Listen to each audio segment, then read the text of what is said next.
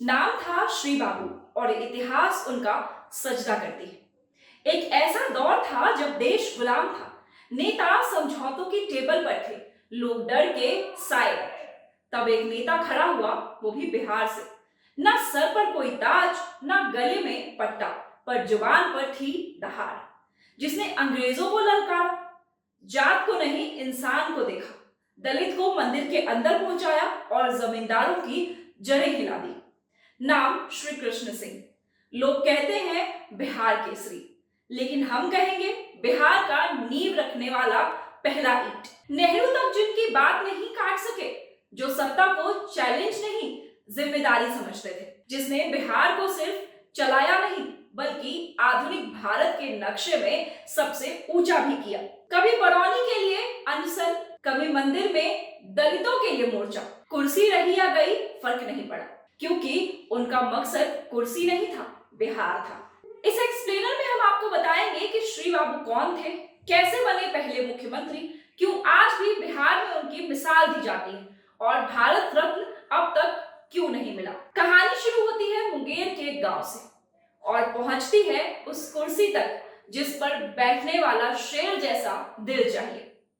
ये खास रिपोर्ट आप देख रहे हैं आपके डिजिटल प्लेटफॉर्म नवचेतना टाइम्स पर और मैं आपके साथ हूं नेहा सिंह। अब कहानी सुनते हैं हम उस नेता की जिसे इतिहास याद रखता है लेकिन राजनीति अक्सर भूल जाती है। बिहार केसरी, वो नेता जो नेहरू की भी नहीं सुनता था। ये कहानी है एक ऐसे नेता की जिसने सिर्फ कुर्सी नहीं संभाली बल्कि बिहार को खड़ा भी किया, सीधा और तनकर। नाम था श्री कृष्ण सिंह। लोग उन्हें कहते थे बिहार केसरी और श्री बाबू। इतिहास के पन्नों में दर्ज है पहले मुख्यमंत्री, जमींदारी खत्म करने वाले पहले शख्स, दलितों को मंदिर में ले जाने वाले पहले बड़े नेता। लेकिन आज भी बहुत लोग उन्हें ठीक से नहीं जानते। तो चलिए जानते हैं इस बिहार केसरी की सियासी दहाड़ की पूरी कहानी। एक किस्सा जो उनके बारे में सबसे अधिक सुना और कहा जाता है वो ये कि जब उनकी पत्नी जिंदगी और मौत के बीच पटना के मेडिकल कॉलेज और अस्पताल यानी पीएमसीएच में लड़ रही थी, तब उनके सामने अंग्रेजों ने एक डील रखी। डील थी या तो आप पत्नी के पास रहें या आंदोलन के चक्कर में जेल जाएं। लेकिन उन्होंने कहा परिवार बाद में, राज्य और देश पहले। उनके इस किस्से के लिए उन्हें हमेशा याद रखा जाएगा। उन्होंने पत्नी को छोड़कर आंदोलन में हिस्सा लिया, जिसके बाद अंग्रेज उन्हें पकड़कर जेल ले गए। पत्नी की लाश अस्पताल में पड़ी रही उनकी बाट जोड़ते हुए, लेकिन श्री बाबू अपने देश और अपने राज्य के लिए लड़ते रहे। अब हम आपको बताते हैं कि श्री बाबू आए कहां से थे। 21 अक्टूबर 1887 मुंगेर, जो आज का शेखपुरा है, भूमियार परिवार 5 साल की उम्र में मां चली गई।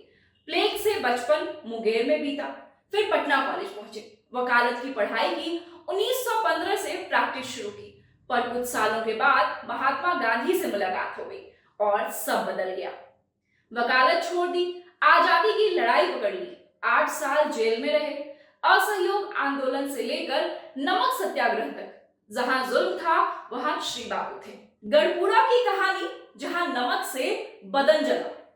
बिहार में जब गांधी जी ने नमक कानून तोड़ने का इशारा किया, श्री बाबू ने कमान संभाल ली। मुंगेर से गढ़पुरा तक पैदल चले, गंगा पार की और अंग्रेजों का नमक कानून तोड़ा। खौलते पानी से जले पर झुके नहीं। महात्मा गांधी ने कहा था ये है बिहार के पहले सत्याग्रही और नाम पड़ गया बिहार केसरी। अब बात सत्ता की करते हैं। 1937 चुनाव हुए, कांग्रेस जीती, बिहार में सरकार बननी थी। गवर्नमेंट ऑफ इंडिया एक्ट के तहत उस वक्त मुख्यमंत्री को कहते थे प्रधानमंत्री। अब सवाल था कौन बनेगा बिहार का पहला प्रधानमंत्री। 2 दावेदार थे, श्री कृष्ण सिंह जो भूमियार समाज से आते थे और अनुग्रह नारायण सिंह जो राजपूत जाति की राजनीति से आए थे। गांधी जी अनुग्रह बाबू के पक्ष में थे, लेकिन कुछ नेता खड़े हुए, बोले श्री बाबू चाहिए और आखिरकार वोटिंग हुई, जीते श्री बाबू। 1947 में आजादी मिली, कांग्रेस को बिहार में फिर से बहुमत मिला। अब अंग्रेजी वाला प्रधानमंत्री नहीं, अब देश का मुख्यमंत्री बनना था। दोनों आमने सामने, फिर श्री बाबू जीत गए। 1957 का चुनाव जीते, फिर अनुग्रह बाबू ने चैलेंज किया, फिर वोटिंग हुई, फिर श्री बाबू जीते।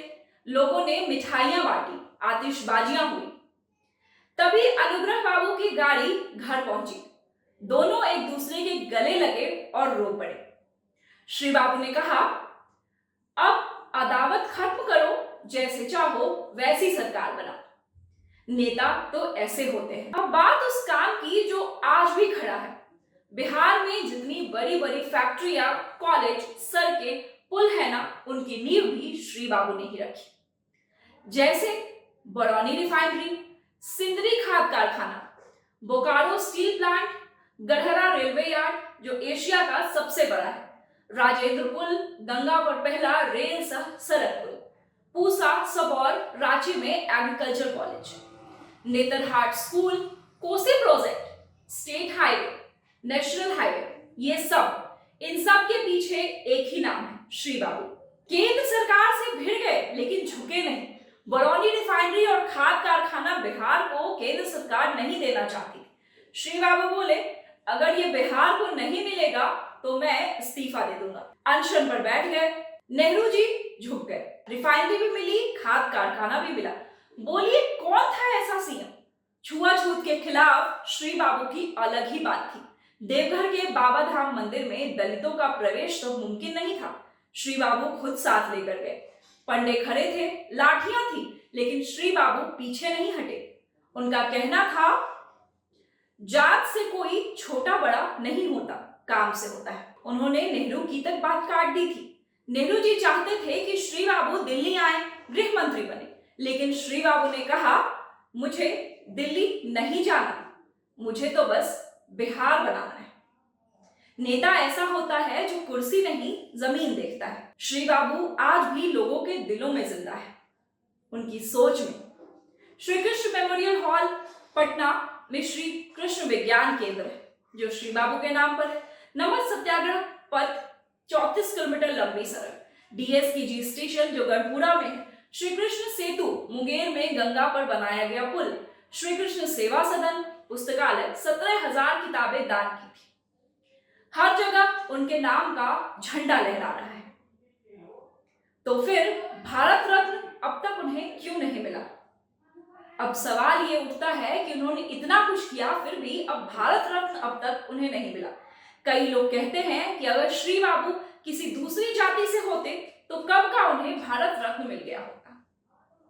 बेगूसराय में अभियान चल रहा है, हर पार्टी के लोग शामिल हैं, जेडीयू, बीजेपी, आरजेडी, कांग्रेस, सब एक ही मांग है, श्री बाबू को भारत रत्न दो। आखिर में एक बात जो हम आपको बताना चाहेंगे, आज जब चुनाव की तारीखें आने वाली है, हर कोई नया नेता बनना चाहता है, लेकिन बिहार को पहले वो नेता याद करना चाहिए जिसने बिना ट्विटर, बिना फेसबुक, बिना PR एजेंसियों के इतिहास रच दिया। वो नेता जिसने बिहार को बनाया, जाति को चुनौती दी और कहा, बिहार को सिर्फ राजनीति नहीं बल्कि विकास चाहिए। नाम था डॉक्टर श्री कृष्ण सिंह, जिन्हें आप प्यार से कह सकते हैं शेर दिल बिहार केसरी, हमारे अपने श्री बाबू। तो आपको क्या लगता है, बिहार को क्या अभी ऐसे नेताओं की जरूरत है? क्या बिहार के नेताओं के दिल में ऐसी अलग जगाने की जरूरत है?